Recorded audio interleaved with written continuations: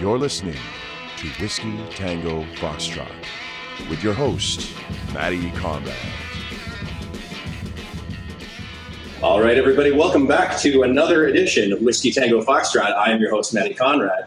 And there's a lot of crazy things been going on in the news, and I know over the last number of weeks, we've just seen so much upheaval in our industry. And so it's been really amazing to get a chance to talk to who I think of as thought leaders in the industry, people that I think of that have some valuable content, some incredible history, and some great stories to share with you guys, partially as entertainment, but also as information. And nobody was higher up on my list of people that I've been trying to talk to for a little while now than Mr. Robert Cromeans. Now, this is a guy, of course, who needs very little introduction. He is pretty much the biggest icon in the hairdressing industry that I can think of. He's also probably one of the best showmen I've ever seen in person. I've been fortunate to share the stage with him on a number of times. But he's also had some incredible insights into the industry. And when I think back to some of the things or comments that I've received from people, some of the things that Robert has taken me aside and said to me before have had a lasting impact on my own career and have just been lovely and genuine and incredible. So I'm really excited to share with you guys my guest today, Mr. Robert Cromeans. Robert, welcome to the podcast. Oh, thank you, Matty. I think, I've admired you. I'm a big fan too. I remember the first time you won an award at the BTC. I think it was One Shot. Yeah, they keep showing that. It's with my full belly hanging out because I'm jumping up in the air. Sex sells, Daddy. Sex sells. But why I immediately knew, because I don't think I really knew you personally before that. I just seen the joy. And what I've been able to express as a guy up on stage for nearly 30 years, I bring love and passion to the industry. And when I seen you jump up there, the enthusiasm you had, I'm like, I'm going to love this guy forever. And I think I've told you that. Industry needs white light. We don't need the dogma. We don't need the shit talking on our pages. You got something bad to say, try telling me in a bar and see what happens. You would never dare do it. So don't do it on my page. And I just think we got to watch. And the other thing going on right now, which I think you know, Matty, everybody with an iPhone is thinking they're a spokesmodel for the industry. Whose opinion do you trust? And I promise you, not only what I learned from my own salons, but I go to the top guys in the industry too to get my intel. And, I think that's really what you've got to pay attention to. So I love things like this. As soon as you asked me, I said, absolutely.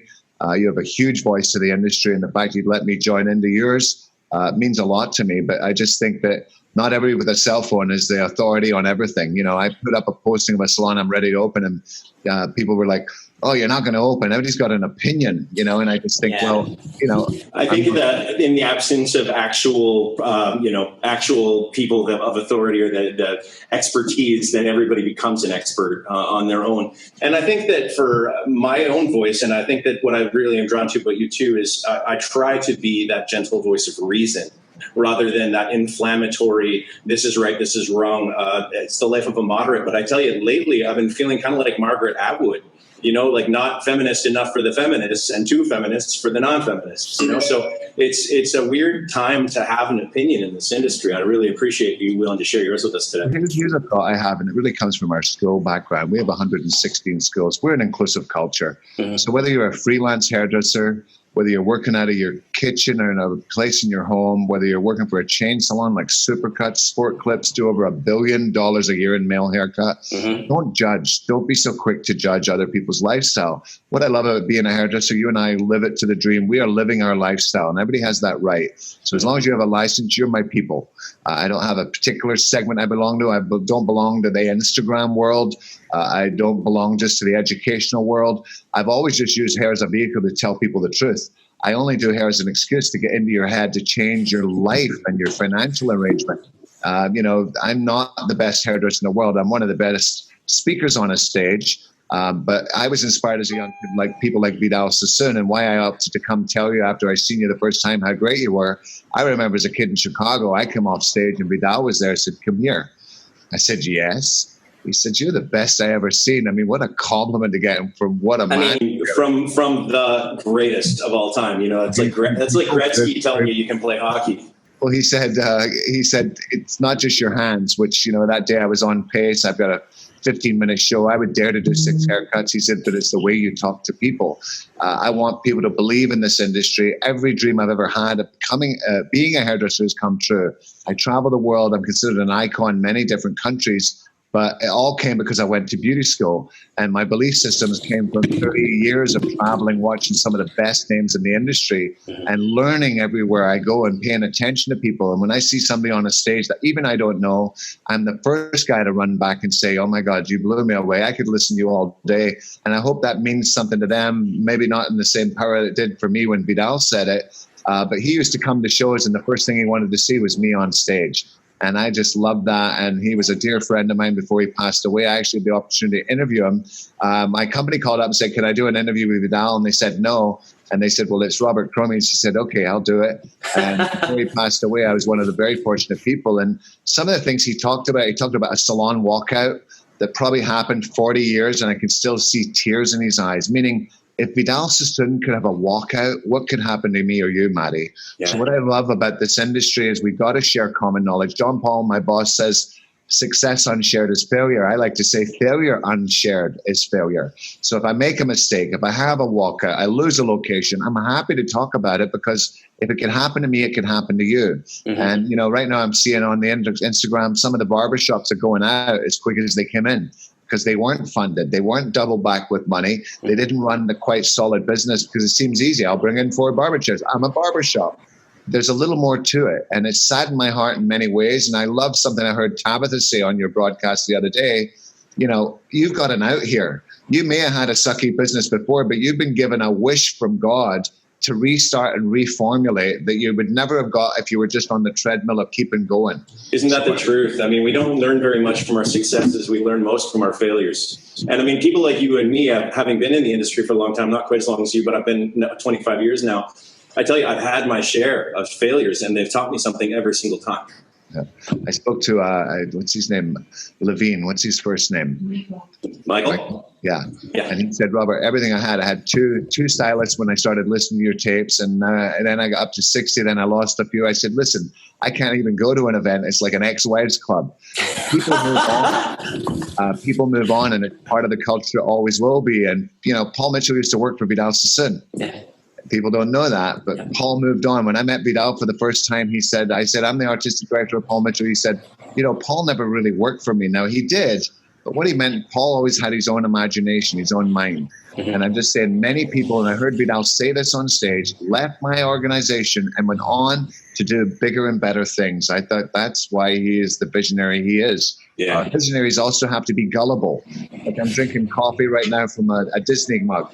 Walt Disney was very gullible. He believed he could make a park in swampland. Mm-hmm. You know, gullible is what visionaries are, because you've got to believe there is a possibility. So do I believe the industry can, rebound from this crisis? Yes. I'll tell you why.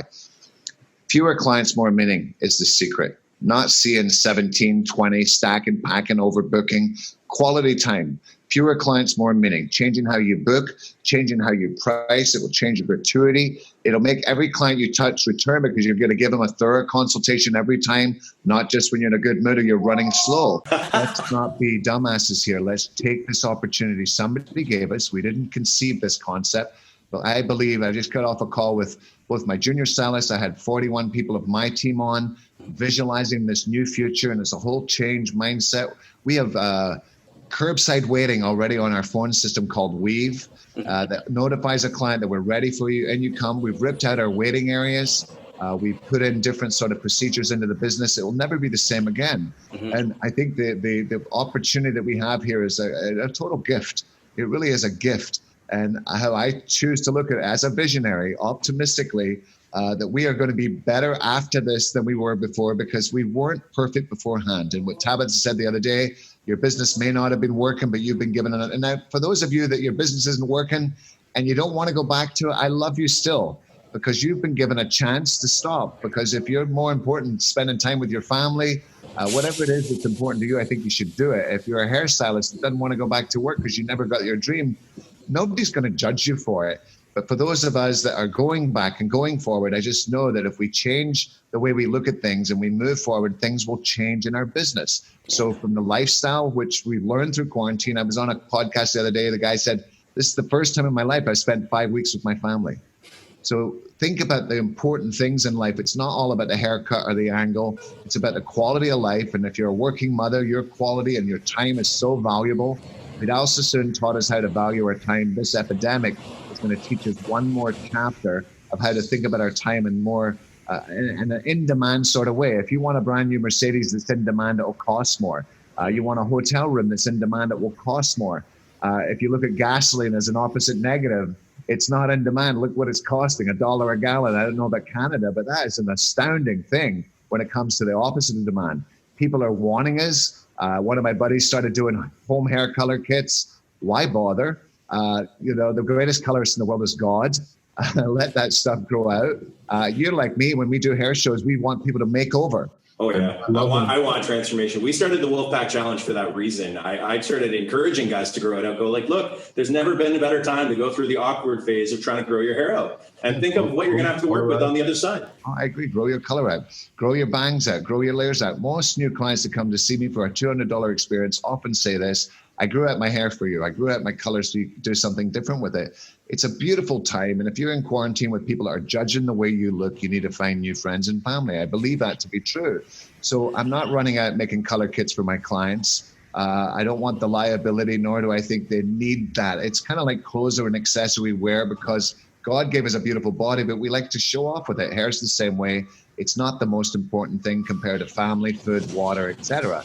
Now, you and I are both crazy busy. I mean, we travel all the time. And like most people, I think you become a little bit of a victim of your own success, as much as I don't want to ever take a victim stance with it. But you know what I mean when it comes to the idea of balance that you're talking about. We seek these things. We see them on Instagram, maybe. We see these things that we think to ourselves that that's what success looks like.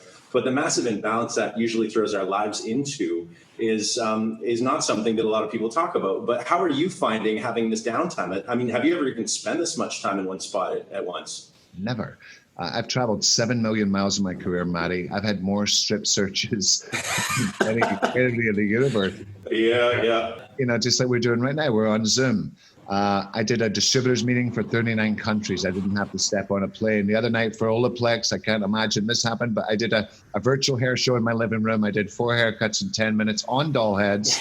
Time of my life. Brought the house down. We got to learn to manage our time. And I think it starts not just from platform artistry, which you and I do, but here's a hairdresser, wherever you happen to live, you've got no clients. One client calls you, can you do my hair? Yeah. And then over time, they put more and more on you, like, oh, I need my hair done. Can you squeeze me in?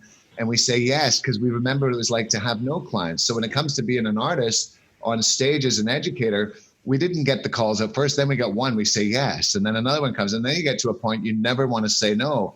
And I just think that we get caught up on this little magical treadmill of never stopping. So for me, it's the first time I've been at home. I'm having a hard time visualizing a future as a platform artist. I don't know what type of show we're going to do next to see, because I just don't see that. But on the phone and on these calls and on these Zoom calls, I found that I've made the world much closer.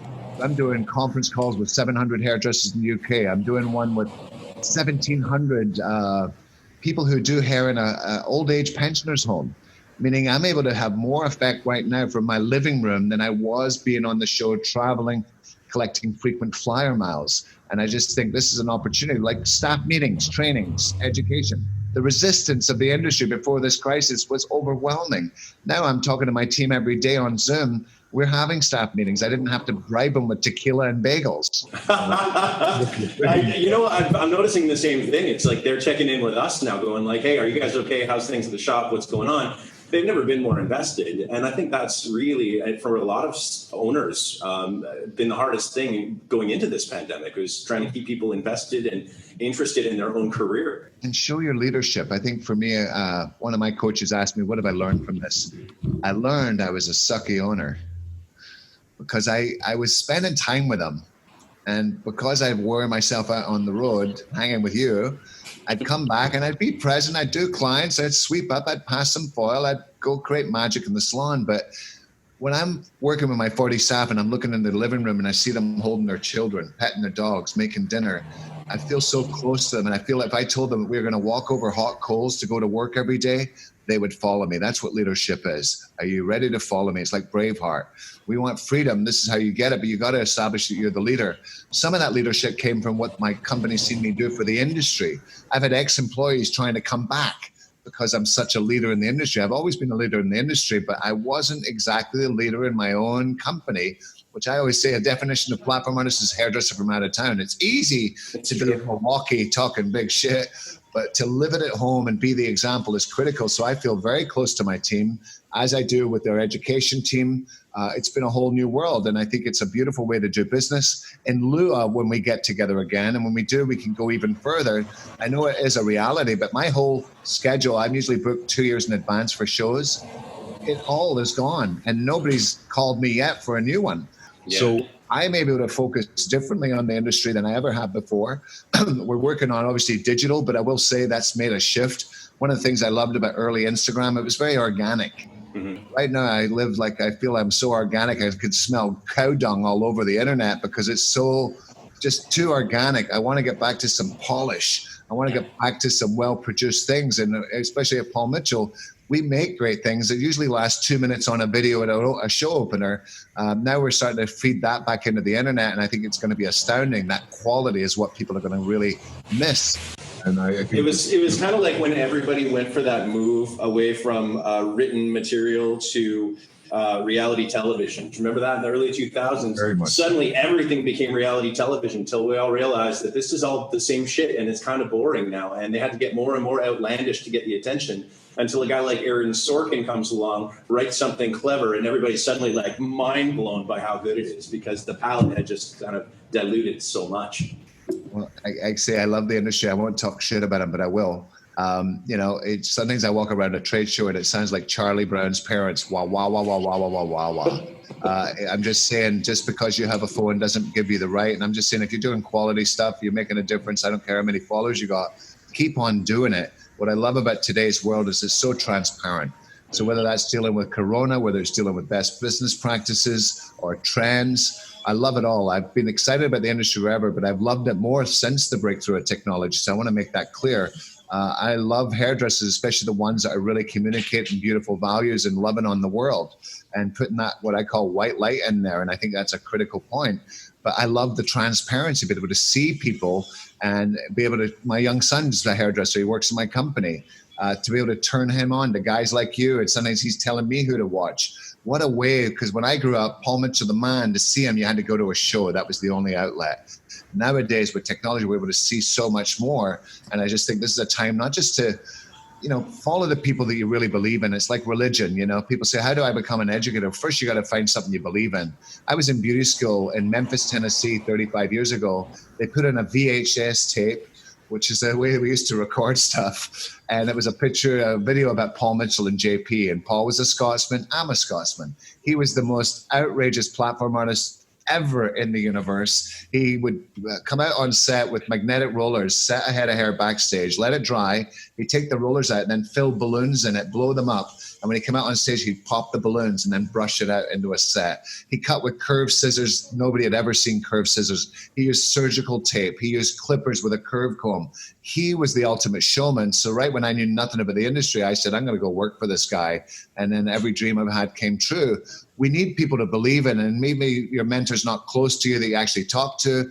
I have many mentors that don't even know that they're my mentor, that I am studying them and paying attention to the details. So I'm just saying, let your heart go where your heart goes. Don't just be a victim to somebody say, well, you should come work for us. If they don't talk to your heart, you'll never be a great educator for a company that's not speaking directly to your heart. Yeah, the heart and soul of the business is really what I'm after. It's what I project on stage. I did a show last year in Israel. They said they'd never seen a guy smile for 3 hours on stage like me. That's how I won an audience. So nobody said I did a great haircut. Nobody said I did great color. But it's the passion that people need.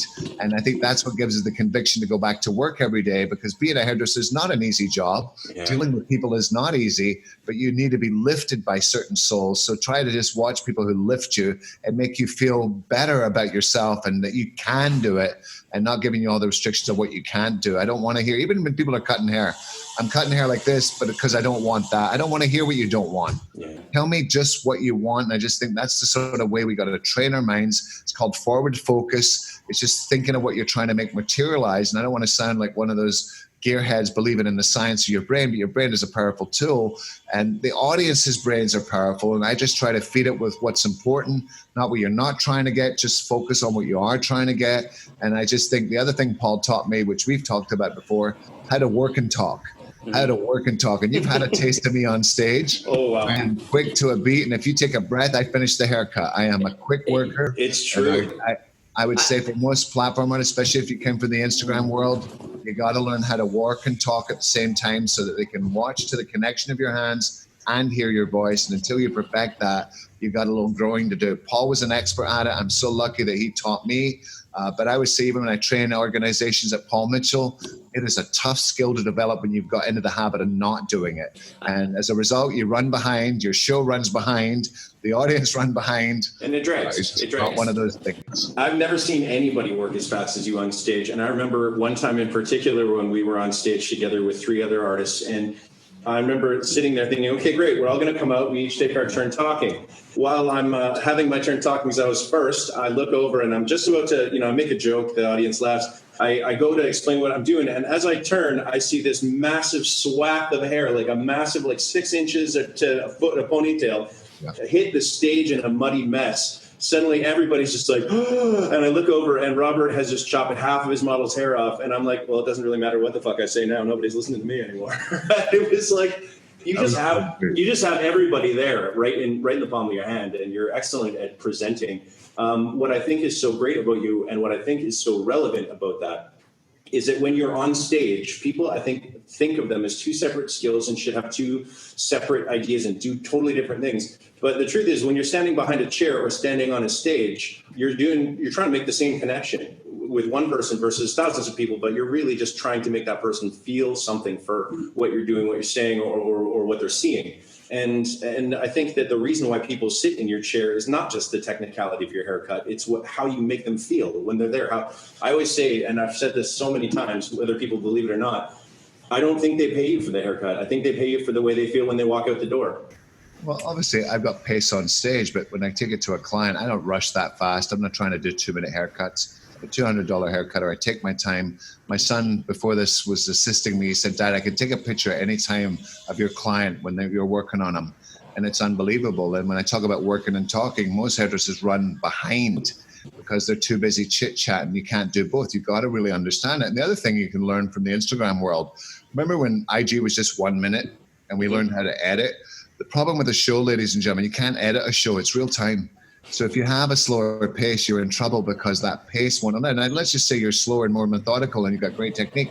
Maybe you're pre-doing half of a head, anticipating it like my long hair team do. They put all the bits in, so they're really just unveiling it like a cooking show. I've already made this cake. Now I'm going to bring it, I'm going to put the batter in at 350. I've already got a pre-made cake. You can find ways to accelerate your performance. You don't have to just speed up. There's still a million ways you can interpret this if you're hearing it.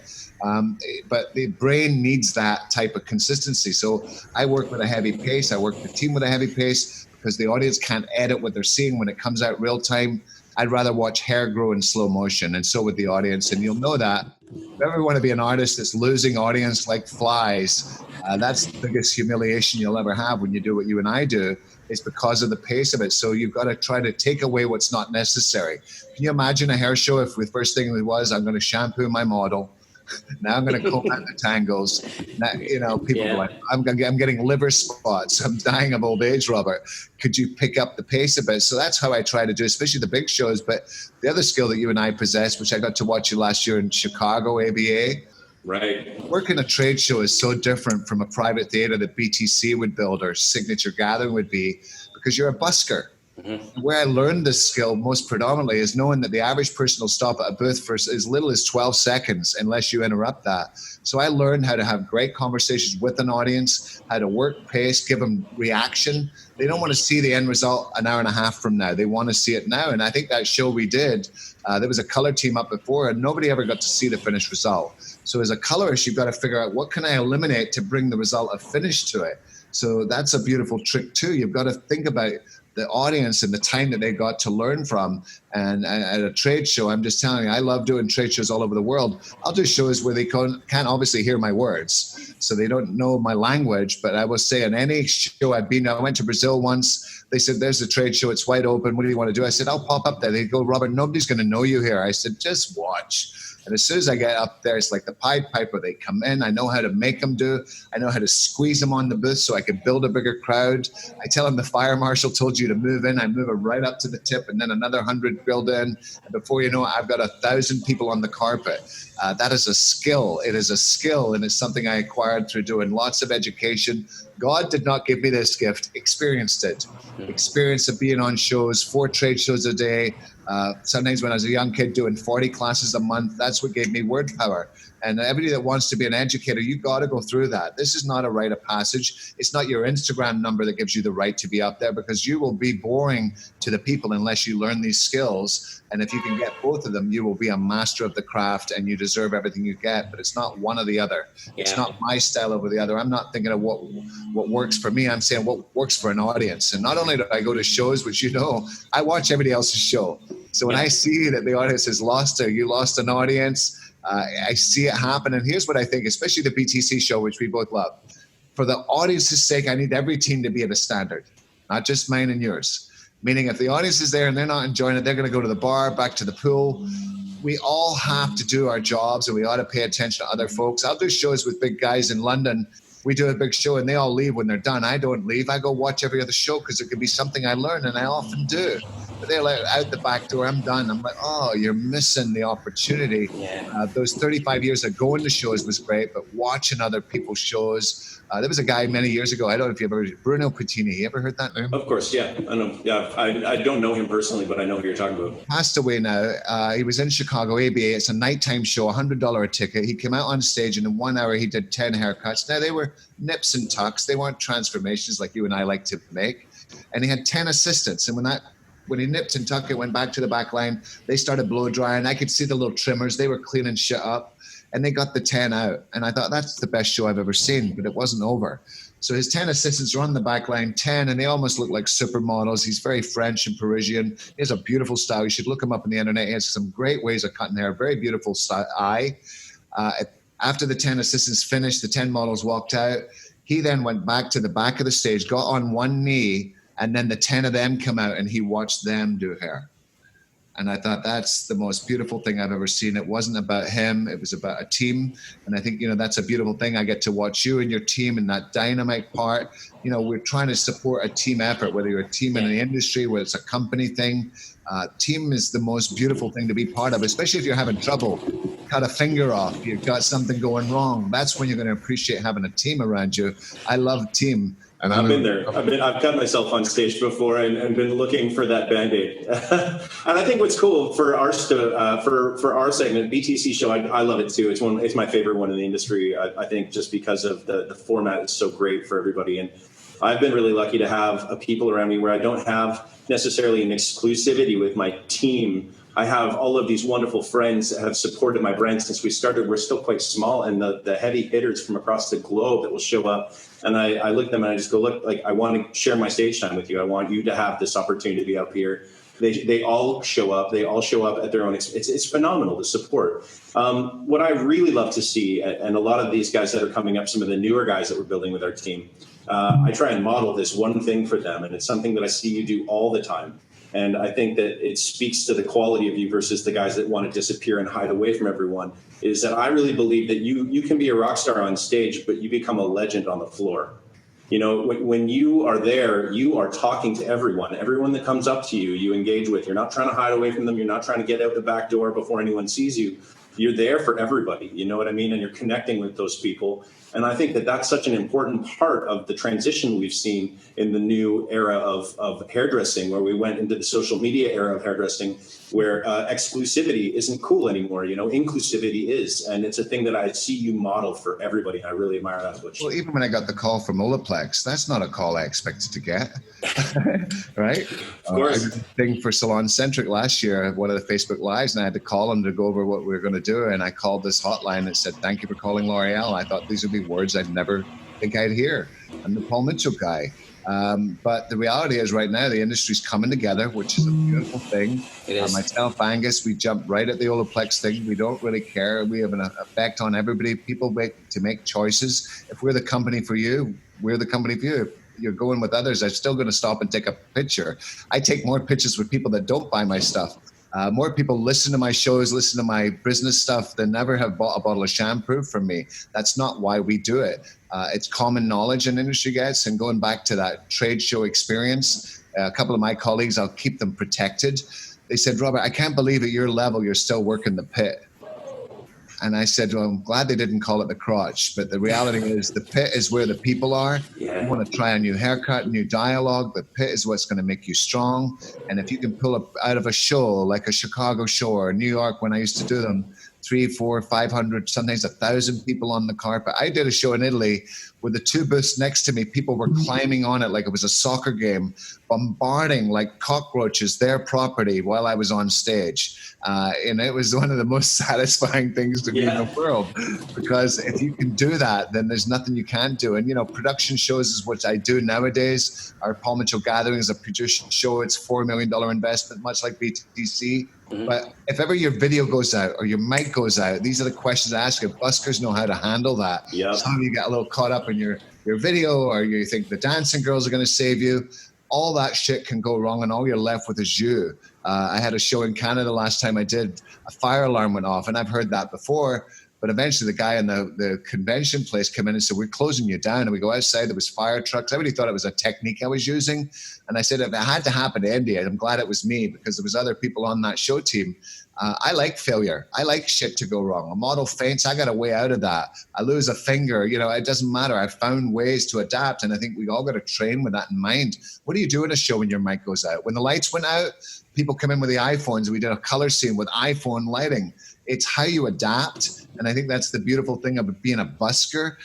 Paul was a busker many years ago, long before he had Paul Mitchell. Paul Mitchell's 40 years old now, but he was a busker. When I see him in the big stage, it was all that busking experience. I hope everybody knows what I mean by busking. It's like I actually love that you call it busking. I live in a tourist town, and they have busker performers. And I couldn't agree with you more. Being in the pit, first of all, I love the pit, man. Like, the pit is where I come up. It's like being a comedian working small little rooms trying out your material, but at the same time, I mean, you're there with that immediate feedback, that intimacy that you lack on a big stage, you know what I mean? And making a crowd respond to it, like getting them riled up and making them knowing they're getting it.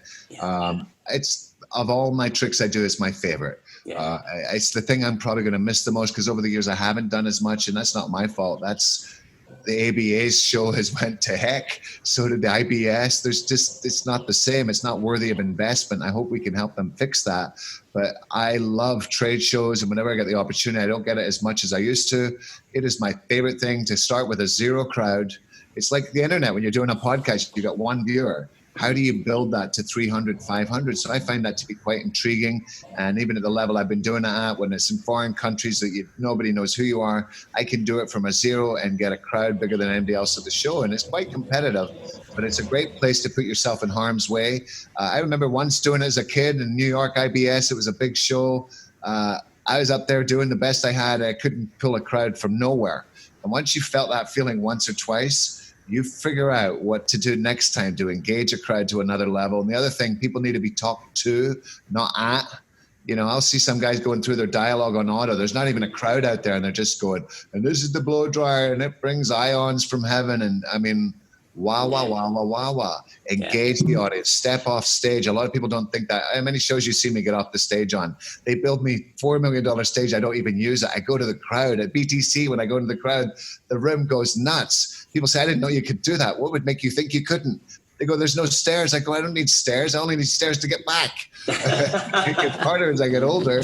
But going into the audience, meeting the people, scaring them. The people that sit at the back for safety aren't safe from me. I'm coming up back. You know, it's just one of those things. I don't have any rules of engagement. I read the audience well. I can almost read their mind. I use a lot of humor in my shows, because if I know they're laughing, I know they're listening. And if they're not laughing, it's not because it was a bad joke. They weren't with me to begin with. And sometimes jumping into the lap of an audience, being out there with the people, they now then don't see you on stage. See, stage is a disconnection. It's you're being pushed away. You're further from the audience than you should be. And it's not unusual for me to do full 3-hour business programs without stepping foot on a stage, just working with the crowd of people. Everybody pays attention. They can't believe they're this close to me. They sometimes reach and touch, try to get a selfie. But I love that, and that's that busker. So when I was on a busking stage, once they built me a stage, it was about Hawaii, and they built water in the front. And when I wasn't getting a reaction, I just jumped in the water, started splashing it. Before you know it, I had 1,000 people. Then I went back to work. Being able to pull an audience back in, because we can all lose one, but do you know how to pull one back in? And that's where experience comes in. And if it's not your experience, that's where watching other folks can help you. I don't think I learned everything. I say this, Maddie, if you take an idea from one person, you're stealing. If you take from many, it's called research. You and I both know we have researched our asses off to get to where we are. I still love to watch people perform, and I can see magic in people they don't even see in themselves, much like Paul or Vidal seen in me. And I'll promise to play that forward to everybody. If I see magic, I don't care where you perform. And I watched a kid last year at the BTC show do a thing with a ring light. And she don't know me. I don't really know her. My wife helps me figure out who some of the Instagrammers are. I ran backstage. I said, I know you don't know me, but I just want to say that was the best ring light demo I've ever seen in my life. What's his name? The cutie pie, Appleton. I watched him last year at the BTC show. I had to run back. He looked at me. He stood away from me like I had corona. He does that. Yeah. He was back there with Mary Richter, and I went back there to say what a great job. He kind of pulled away, and I said, I could listen to you all day. You were fantastic. You don't need to be of my cloth. You don't need to be of my company. You can be any individual, but I think everybody needs to have that word of encouragement. And I know he's a pro guy. He probably doesn't need much support from me, but I'm just saying I can't help it. I am jumping out my skin when I see great performers, whether they're on the Paul Mitchell bus. As long as they're in the beauty industry, I'm going to extend and let them know. And that's one of the things I've loved about being the guy I am. When I go to that BTC show, the love I get from all of you, everybody who is quite famous at that show. The first year I went, nobody knew who the old guy was. I was with Fern the barber. He's like, who's the old guy with Fernie? I know Fernie, who's a great guy, by the way. He's a fantastic example. But I remember the first time seeing you at that show, and I don't think there's a single person there that didn't know who you were. I think you're just one of those enigmatic people that they don't know if it's okay to come and talk to you, because you're like this mobile silhouette. Like you're like, there's an unmistakable silhouette of Robert Cromeans, and you're like a Willy Wonka of hair in some way, because there's this physical character that you have as well. I think it's a little intimidating. And I remember when you came up to me after that show, it was actually when you took me aside and you had mentioned that, Vidal said that you were such a great showman, and you passed that forward on to me that year. And I remember walking away from that conversation thinking, did that just really fucking happen? Like, did Robert Cromeans just tell me he thought I was great? And then that stuck with me for so long, and the willingness for you to share that spotlight, push that forward, and give people that encouragement, I think, is what makes you such a great icon. That's going to have enormous staying power, even past the fact that you're obviously hilarious to be on stage with and hilarious to watch. I have my moments, but long before there was Instagram, I took pictures with everybody. I think it's how I became famous. Whereas so many artists that I would respect and admire, they'd leave through the stage exit. If I have a bad show, I'm leaving from the front of the house. I'm walking right. And if I have a good show, and I've done this to people like Trevor Sorby in Italy with 8,000 people, he was up next, but I decided to leave through the front with my models, and I postponed his show for 2 hours because everybody followed me. I just think there's something about the people. This is not Instagram. This is a way contact to people, and it's the thing I love. And I will say equally, I love Instagram because I'm trying to be heard on it and trying to get followers. I get excited when people comment, but if ever you see me at a show, because some people from a distance make a judgment, that guy's pretty weird, I don't think I'm going to like him. Then they hear me speak and they go, oh my God, he's a delight. But on elevators, I'll say something to people, and then I'll see a post the next day, go, I met Robert Cromeans. He's actually so nice. Actually, nobody ever sees me not wearing a smile. I'm always nice to everybody, whether I know them or not, whether they know me. I'm not walking around with a big head. I actually love to take pictures, because I remember when I wasn't famous, I couldn't believe somebody wanted to have a picture of me. I don't care if it's 3 a.m. And I am sloshed and hammered with vodka. I'm still going to stop and take a picture. It's just part of who I am, and part of to show people the love, and that's their take home from the whole experience, that picture. I think part of it too is you're self-deprecating. I think in a way that like English, Scottish, and Canadian people almost always are, and it's one of the things I love about you. And I think it's what people find so maybe surprising, is that you're not in any way full of yourself or your ability. You're matter of fact about what you do as a showman, but you're not a person who has trouble poking fun at himself in front of everyone else. And I really like that about you. I think you got to not take yourself so seriously. And I don't always know what being Robert Cromeans means, but through that Instagram world. I remember watching Josh LaMonaco. He's a beautiful technician. Sure. And I don't know why I did this, but he was at the Hairbrained event. And I went up to him and I said, you know, I was ready to say I'm a big fan, because obviously I turned my son on to him, but I had my son study him. And instead it kind of came out, I said, my son really loves your work. I don't know why. And he turned around to me and said, you're Robert fucking Cromeans. I said, what? Like, he knew who I was, and I was just as surprised. It's a beautiful thing. And right now, you know, I'm getting, you know, a lady said on my Instagram page, she said, I only met this guy 3 weeks ago and he's my number one, you know, mentor now. But how can somebody go through an industry and not know a character like me or a character like you? You know, it's one of those beautiful things. But I love the beauty industry. I'm always going to be grateful for what it's given me. To the day I die, I will die on stage with my boots on. My idea of retirement is just doing what I've been doing. And I can't wait till we get back to shows and doing what it is we do. But meantime, I still think there's so much we can do to change an industry like Vidal did, and change, more importantly, how it thinks about itself and stuff like this. Like, I knew your site was called Whiskey Tango Foxtrot, but it wasn't until Mary got the email that said, WTF, what the fuck? Yeah, that's just beyond my genius, Matty. I should have been the one to think about that. It's just so clever. And I think you've got to take a little risk. Paul Mitchell did some risky things before he had Paul Mitchell, the company. He once did a series of pubic hairstylings. Don't ask me where you can see it. He was blackballed from the industry before he became Paul Mitchell, the shampoo company. And he was a renegade. He once posed naked in a magazine with him and his male staff. He had no shame. There was nobody telling Paul what to do. But what I love, you know, from that, I just think that there's got to be a little tongue-in-cheekness. There should be a bit of humor to it. I don't think anybody has the right to take themselves that seriously. And when I see people that are a little too serious about it, they're uncomfortable to watch sometimes. I think you've got to have a humility, because it's not how good you are, it's how good you make them feel.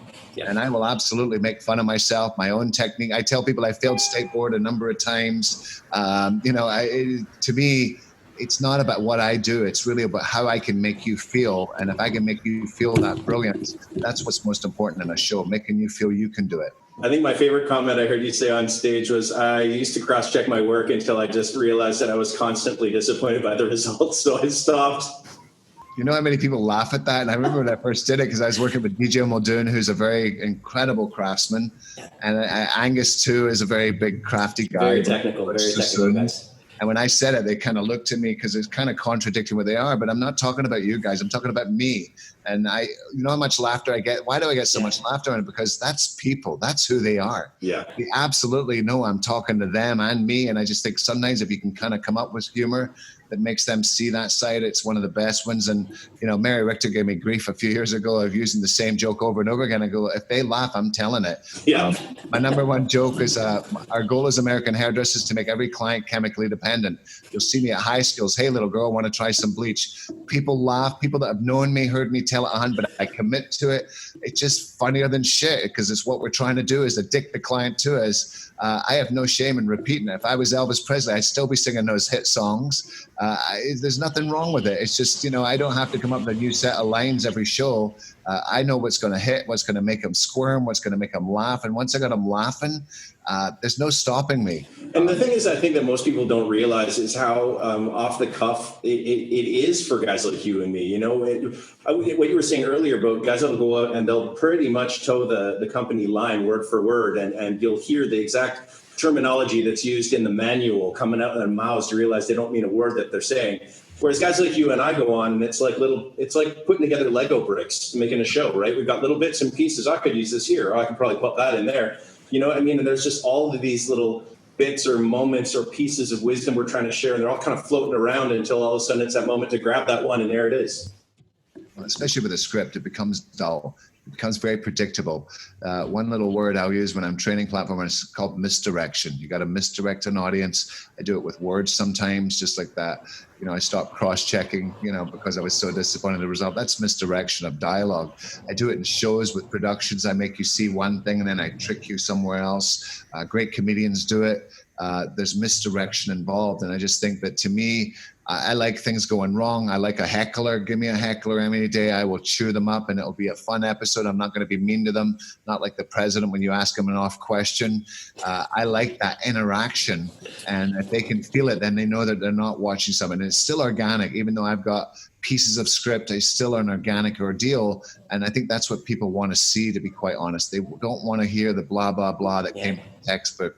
If that's all you got, I'd rather watch the textbook or watch the video for the I mean, it's kind of like going to a concert and having people not give you anything other than the songs. You know, I mean, you're going to see the interaction. You're going to see what they're like in real life. You want to experience the personality of the artist a little bit. Sometimes the setup of the story that I love, and between their sets, when they're telling the backstory of how you listen to the backstory, how Trevor Sorby invented the wedge. He does this haircut. They've been studying it for hours and hours. It's going nowhere. Everybody hates it. It's a laughing stock. It's this little geometric haircut until they brushed it back with a Denman brush, and suddenly it became the Firefly. Lady Diana wore it. It's the most popular haircut you still put on older women. But it came from a disaster that turned into a discovery. I say this line a lot: hairdressers don't make mistakes, you make discoveries. And it's one of my favorites. But my favorite philosophy of all: if at first you do succeed, try not to look so bloody surprised. It's about taking risks, trying new things. And I'll do tricks on stage I've never done before. I did one last year with 3 fans ablazing, where I cut hair with clippers and double razors. And somebody said to me, it was at my big show, I did it first at Gathering. Somebody said, did you rehearse that? I said, no. I walked up with the dancing guys with the fans. I had the model in play. I've never tried the haircut before, but I know in my mind what I can do. And when I do rehearse, it's in my mind. I don't need to be on stage to rehearse these, but it's went through my mind 100 times. I listen to the music. I know everything. And that haircut, I did 3 haircuts in 2.5 minutes. They were all profound as hell. But in my mind, I'd already done it so much to the music. I knew what to do. Nothing could go wrong. I get on stage. There's a backdrop in the LED wall, and my guy's so insistent I use it because he built it for me. And I don't like that. I'd rather just appear. But I got to wait now. So I've only got 2.5 minutes to do 3 haircuts. Now I'm waiting on this big LED door open. I realize I'm searching my body. I don't have a razor. So I'm already running behind. I get out there. I start cutting. My wife gives me a razor. I get to business. Double razors. I start cutting up in the air. Then I go to start with clippers, double clippers in front of her face. The wind's blowing it forward, double clipper. One of the blades flies off. I keep going. Now, nobody knows what's going on. And at one point, I throw one of the clippers away. My wife said, you've never thrown a clipper out. I said, because there was nothing on it. Nobody knew I stopped. So I lost time with that. And somehow in a 2.5 minute thing, I still got it done. And I shaved off about a minute of my time. That chaos fuels me. That not knowing fuels me, because if I had to premeditate every section, it's then something goes wrong. No longer am I thinking about that. I'm just adapting. And I turn into this incredible, wizard on stage, and you can't plan that. So if I'm on, Instagram right now, trying a doll head, showing you at home, I'll kind of get there. But when I turn it on and pretend it's a hair show, put the music up and I go, there's just nothing can stop me. And I love that creative juice, taking a risk with an audience, with the model. If you don't take risks, they're never going to believe in you. So I remember watching you do that. And as an audience member, here's what it kind of felt like. It felt like watching 2 cars with drivers that were blindfolded, driving at each other at 100 miles an hour and just narrowly missing each other. That's what it felt like to watch. And it was what happen with an audience? They should cringe. They should be in disbelief. They should be in awe of it. And, as I say, other people can do this too. But just for me, I love being Robert Cromeans. If I come back in life another time, I come back as me. Nobody's had the joyride to the industry that I've had. And sometimes I don't even realize what I'm doing up there. And it's not till I watch the video later, or my wife said, did you see what you just did? Or did you hear what you just said? I'm like, I wasn't thinking about it at the time. And then I found it's quotable, it's memorable. I'm just one of those things. But a risk taker is what we got to be. And I'll take it to the salon. You got to be risky with your clients too. If she's thinking about a fringe, don't back out of that because you're scared. Go for it. If she's worried about changing length, instead of leaving her Rapunzel, bring it up 6 inches. Take the risk, because the number one reason a client leaves you is you don't take the risk. They go to somebody else. We got to be risk takers in the salon life and the educational world. As a platform artist and educator, these risks pay off. And when you take a risk and it pays off. People believe in you more. And even to the point, if one of my tricks doesn't work, the audience love me anyway. They love me that I had the cojones to go for it. And I think that's just a beautiful thing. And I love being a loved person by the industry. When I'm around hairdressers, it's the most beautiful time of my life. You know, I don't get that attention at the supermarket. Being around hairdressers is what I was born to do, and that's probably what I'm missing most out of quarantine. It's just being around that group, you know, hanging in the bar, taking the photos, doing all the things. Those side conversations in the wee hours are my favorite times that I've had with Robert Lambetta. Almost any icon you can mention before our era, I've had conversation with at 2 and 3 in the morning, and I just love that part of it. I love the social aspect of hairdressing just as much as I like the professional side of it, and it's just a beautiful thing. And you know, I look forward to at the end of a show going hanging with the people afterwards, just seeing how everybody either liked my show, whether they've seen it or not, just seeing other people you haven't seen for a while, but especially hanging out with guys like you and other people that we know who they are. That's my favorite time because, you know, we get to have a whole different honesty level because we're kind of like the performers in a circus. So our conversation with each other is a little different from the outsiders. And people come in while we're having a conversation saying, I'm sorry to interrupt. I said, don't be sorry. We both pop up, we take a picture. Nobody really cares. I just think be that type of person always that's extending. If you think people are awkward, you know, Anthony Mascola is a huge mentor of mine. And, you know, in a sense, in ways, he's a nemesis of ways. You know, I don't have a product company, but he is the biggest name I've ever known in the European markets. And one day I'm in the ABA show, it's maybe 10 years ago, and I see a group of beautiful models. They're all platinum blonde. I think he brought them in from Norway or something. And I walk by the table and I see Anthony. And, you know, Anthony's not a chatterbox like you and I, so I don't bother Anthony unless we run into each other. And I work with him quite a lot around the world, and especially the alternative hair show. But as I'm walking by, I see these beautiful models. You can't help but notice they've all got white hair. And I'm like, oh, that's nice. And I head towards the bar. And I'm sitting down to have my first drink after doing shows all day. And I get a tap in the shoulder. And I look around, it's Anthony Mascola. He said, my models would like to get a picture of you. And I said, get the hell out of here, really? It's just an amazing thing. And I just think never pass judgment on MD. You never know where it's going to come from. And if Anthony would have the courage to tap me on the shoulder and ask me that, I felt so... I couldn't believe Anthony Mascola was asking me to take a picture with his team. That's the beauty industry I love. That's what I want to be part of. And if any of you guys listen to this, maybe not as known as perhaps Vidal or people I mentioned, that's who you want to become in the industry. That's when you're really going to make a difference, and you'll be paid back for all the hard work you put in. That's when I get paid off being Robert Cromeans. It's those little moments of things you'd never imagine, and these are things I'll never forget to the day I die. Well, that's amazing. And I mean, what a legacy you're still creating in this industry. And I think that's awesome. I love how you and I think both come alive on stage. It's just where we operate. It's where we feel at home. It's where we live. And I think that there's this quote by Hunter S. Thompson that reminds me of you every time I hear it. It says, you know, most people want to enter the pearly gates at the end of their life in this beautiful, pristine condition. They're trying their whole lives to preserve themselves in that condition. He says, I want to come in sideways with my hair on fire, all banged up, screaming, oh my God, what a ride. Yeah. You know? It's just too good. And I think Paul felt that way. I've always been, it's just beautiful things to see. My boss, John Paul, what a happy, thankful guy he is. You know, he was homeless at 48 years old. He used to live in his car. And when he sold Patron tequila for $5 billion, think of what that must feel like. This is an industry that no matter what your skin color is, what your educational background, even if you're Canadian, nobody can stop you. And that's what I really love. I used to say on stage, and people may not like this, but I felt like I was the king of the misfit toys. I don't have a traditional education. I have a GED that I had to get into beauty school. And yet the AQ that I have is so much bigger than my IQ. It's the acquired experience of people, knowing when a client's uncomfortable, knowing when I can take that extra risk, reading an audience. It's the AQ, not the IQ. And I think that's what I love. And there's lots of brilliant, smart hairdressers out there. But for a lot of us, we don't learn traditionally. We didn't read as many books. We didn't have an easy time understanding in school. But this is an industry where guys like us can do well in. And not because you're book smart, because you're people smart. And I love the people. I enjoy that the best in what I get to do.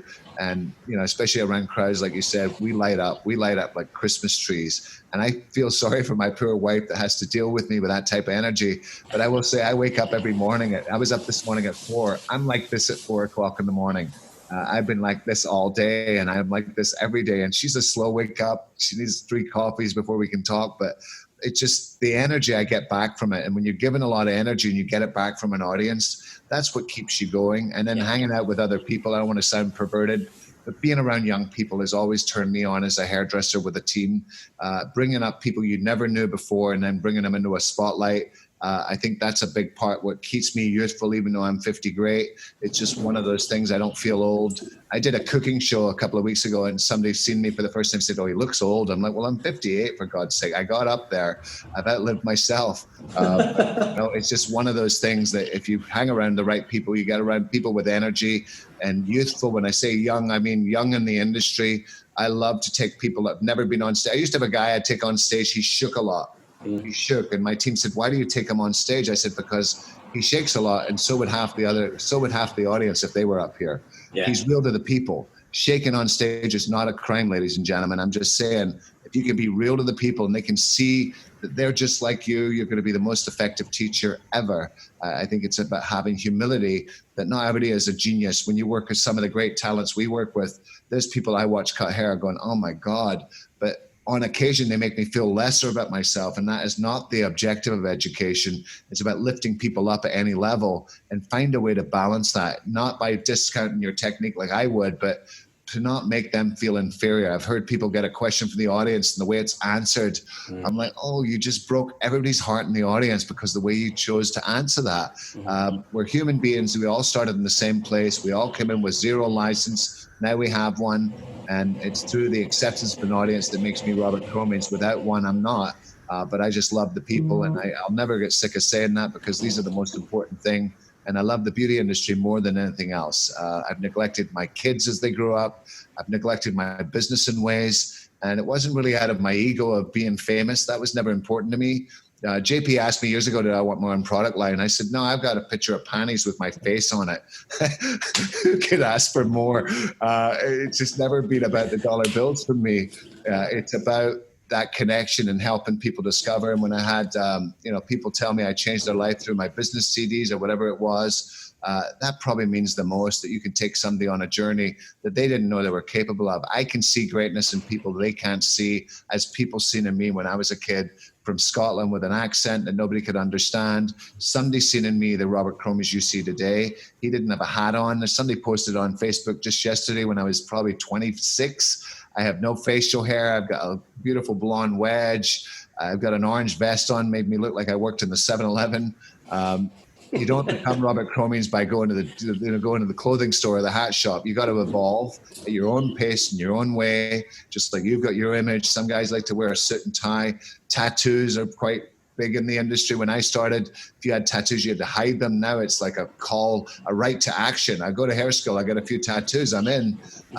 Trying not to place judgment on AMD, because the reality is this is an industry that caters to that lifestyle. I became a hairdresser because of a guy called Irvin Rusk in Scotland, where I grew up. I was in a bar one night with my buddies, and in came all his team. And I said, I don't know what they do, but I want to do it. And they go, what do they do? They said, they're hairdressers. And I just loved the way they looked. And I thought, this is what I want to do. I don't want people telling me how to dress. I want to become my own character. And again, why I love the beauty industry. This is an industry you could do it. If I was an attorney, an accountant, this image would not work. Gynecologist, I don't think so. These are all things that wouldn't work with this particular image, but in this particular industry, it's very accepted. And I'll sit on first class seats in an airplane before I was married, and the guy would sit next to me and say, what are you doing? I said, I'm a hairdresser. He's, no, you're not. I've had people argue with me, no, you're a rock star. I said, no, it's like rock star, but I don't need a guitar. I've got onto a first class seat where guys see me and pull their shit onto their side in case they're going to catch a bit of me. People are quick to judge. I dress up like this all the time. A pilot came out around last year and wondered how I was dressed up for Halloween. I said, aren't you? I think you're a pilot. I don't wear the polyester pilot, so I get to live my own way. And I use it as misdirection. People see me at a show, never heard me before. They want to come see what the hell that guy's going to say. They want to come see if I'm as dumb as I look. And I love to misdirect them towards actually having a voice, having a heart, and having a skill set that cannot be reckoned with most folks in the world. And it's a beautiful equalizer. Do not judge a book by the cover where it's the guest coming in. I had a client come in once. She was 340 pounds. She's sitting in the waiting room. My reservation says, Robert, we got the next guest here. And she made a face. And I looked over and I made a face. And I walk over to the lady and go, hi, I'm Robert Cromeans. I'm going to do your hair today. And she said, this is the most meaningful day of my life. I said, why so? She said, I had the lap band installed and I've just lost 180 pounds. And I came to Vegas to celebrate. And I went to my local supermarket and I bought red dye because her hair was pink. Because she thought red on her gray would make a beautiful redhead. It made pink. And I acted surprised. I fixed it with 10G, 10 volume. I cut with a razor 5 minutes. I left the salon. My manager called hours later, said she's still here. I said, is there a challenge? She says, no, everybody walking by that works for you dressed in black, she keeps tipping them $100 bills. It turned out she was the third richest woman in America. Wow. Don't judge by a cover. Don't be judged. I went to Harrods in London. They wouldn't let me in. I went to another door at Harrods. They wouldn't let me in. I've got a $10,000 McQueen jacket on. They wouldn't let me in. They judged a book by the cover. They were wrong. Don't judge covers. Don't decide what you think a client can afford. You could be wrong too. Touch people. It's hearts and souls that matter. And, I know barbers kind of have a different rhythm, a different swagger. I love the barbers. They're much tougher than the Cosmo guys. If I'm going to go pick a fight in the industry, I'm taking a bunch of barbers like the gangs of New York. Here I'm coming in with the barbers. I'm not going in with colorists. They're going to hand paint you. I'm going in with the barbers. They're a little tougher, but a whole different culture, which I love. Thanks to Fernie and Jason Reyes. They've helped me cross over to that. And I'll go to barber shows in foreign countries and they're like, who's this guy? But as I get to know them, they kind of start to love on me and, they see the difference. But I've never been more in love with the beauty industry, barbers included. What an opening to the industry to teach us how to create frequency of visit, return of visit. Sometimes seeing 20 times a year, the same client. That is an incredible feat of frequency of visit. That's bigger than Starbucks in many, many ways. So I'm just saying this is a beautiful industry for us all to look into each other's lanes to see what we can learn and subtract to help us in our endeavor. But, happy times, man, happy times. Well, one of the things I think that, just to close this off with, there's just been so much information here that I think so many people are going to feel really inspired by. But one of the things that I think that I wanted to share was that the reason why people will walk to your show might be because of the way you look. It might be because of the rock star. They want to see what's going to come out of your mouth next. But the reason why people stay, the reason why you become the icon that you are is because what they find in that misdirection, what they find inside that person is, in my estimation, a true champion of the everyday person. You and I we both didn't graduate high school. We both got into hairdressing because we thought it looked cool. We did all of the things that are probably stupid and not that venerated by the upper class, but we are desperate to be champions of just the everyday stylist, of the normal person in the audience who doesn't feel like they could be up there. We're trying our desperate best to show them that they could. And that's one of the things that I think has made you such an icon. Well, one thing, and I'll close with this, Matty, because I think it's profound. When you see Robert Cromeans on stage cutting hair with a fork or clippers or in it, I paid that girl. I paid her money to take that hit, right? Yep. A client comes to see me, it's a whole different arrangement. One of my favorite clients her name is Trudy. She's an 80-year-old pensioner, used to be a kindergarten teacher. She wears Birkenstocks, which I consider a form of contraceptive. She comes in the salon. I do her hair. It's a $200 haircut. She tipped me $150. And the last time she was in, I said, Trudy, we're going to take you over to the ring light and take your picture. You know what she said to me, Matty? Nobody ever takes my picture. See, this is hearts and souls. The best Robert Cromeans you'll ever see, unfortunately, you won't see because it's in my salon. It's behind my client's chair, and it's the love and the servant's heart that I have behind the chair. When I was an early educator, all I told was what I was doing behind the chair every day. When I took myself from a $25 haircut up to $200, when I took myself from a $400 day to a $1,600 day, it was my salon reality. So I use a lot of the showmanship to bring it back to what's going to change, because most of you will never step on a platform. No disrespect. Some of you don't want to because it's scary shit. Mm-hmm. All of us work behind the chair, and that's the common denominator. If you've got ideas, you've got thoughts, put them through the filter of what is happening in the salon. And the realer that is, the more relevant it will be. And some of the best shows I've ever stolen were on the realest stuff I ever did. It's just amazing. As much as I can do incredible tricks, the realest stuff that's got the biggest common denominator to being ready for people is the way to help. So, it's about being, if you're behind the chair and you're working on guests, find your story there. Through that story, it may become the thing that's got the largest common denominator for an industry. And that too, my friends, will make you an incredible educator, because you're not just thinking about the platform. You're not just thinking about Instagram or rainbow hair that you're doing 14 hours worth of work for no money. I'm talking about the little old lady that's got more whiskers on her chin than me. I'm talking about real people, real time. And that's the servant's heart that we have as hairdressers, and the humility we got to have. And I think this epidemic's going to teach us to go home and appreciate our clients. Don't just put a color on and walk away for 45 minutes. Go sit beside her. Go talk to her. Go ask her how she's doing. Talk about her family. That'll build you much more loyalty, bigger gratuity, and a better rate of return on your time. We've been too busy being too busy. It's not a race. It's about the pace.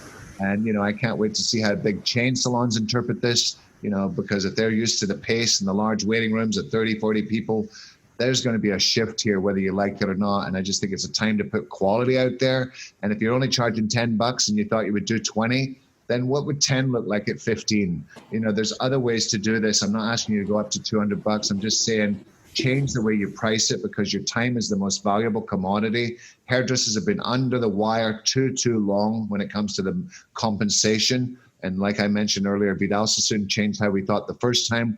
I hope this crisis teaches us a valuable lesson, that we're in demand, that people want us right now. They're crying about it each and every day. Some guy I seen on the internet said, "Are you doing hair on the side?" He said, "I'm not doing the side, the front, or the back." I love that. Just a beautiful conversation. It's just the time to understand your value. When you get back in there, we're not going to try and stack them because we got demand. That is not the answer to this problem. Go slower, go slow, and have content. And even though I got a lot of energy now, you can see me on stage hardly putting out any energy through a microphone. I don't have to be crazy Sam all the time. I can get more done, and I learned that from Vidal Sassoon. On little low notes, that man could speak and bring you to tears. It's not always being crazy, crazy Bob. And the reality of a low voice, when you're really giving good information and strong content, it doesn't have to be high energy all the way through. It's just telling people the ABCs of what they can do to help each other.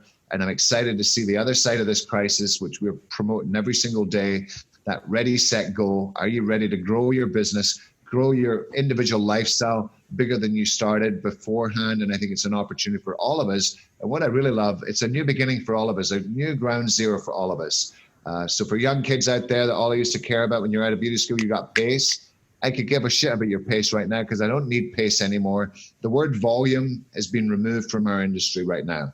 So we got to get into performance. And if you can perform each and every guest, you won't need a lot of them. You could have 80 beautiful, loyal guests that can help you hit everything you did before with 150, I promise you. Mark my words. Pay attention to the numbers. They influence your behavior every day. Well, I think that has been, honestly, one of my favorite conversations I've had in a while. And I want to thank you for the time that you put forward for us today. Honestly, thanks for just sharing this time, man. I love the talks we have. Every time we're at a show, we connect. It always means a lot to me. You are every bit the rock star persona with the servant's heart. So why don't you tell everybody that's listening right now and everybody that's watching on YouTube, where can they follow you? I'll post it up beneath you there, but let everyone know where they can go and follow and find out more about Robert Cromeans. Well, two things. My wife, too, Como Cromeans is her hashtag on Instagram. Robert Cromeans is mine. Obviously, Facebook, same name. And especially right now, if there's details about payroll, increasing prices, all that stuff, I got a lot of stuff up there right now. That would be the best way to get hold of me. And if there's anything you want to know, DM me, whatever it is. I thrive on this stuff. So if somebody's got a challenge, I'm a problem solver by nature. If there's a challenge you got, I'm a creative guy that could probably figure out 14 ways to take care of it. That would be beautiful. But just to you, my friend, I just love you, love you, love you. I go out of my way at shows to talk to you the way other people go out of their way to come talk to me.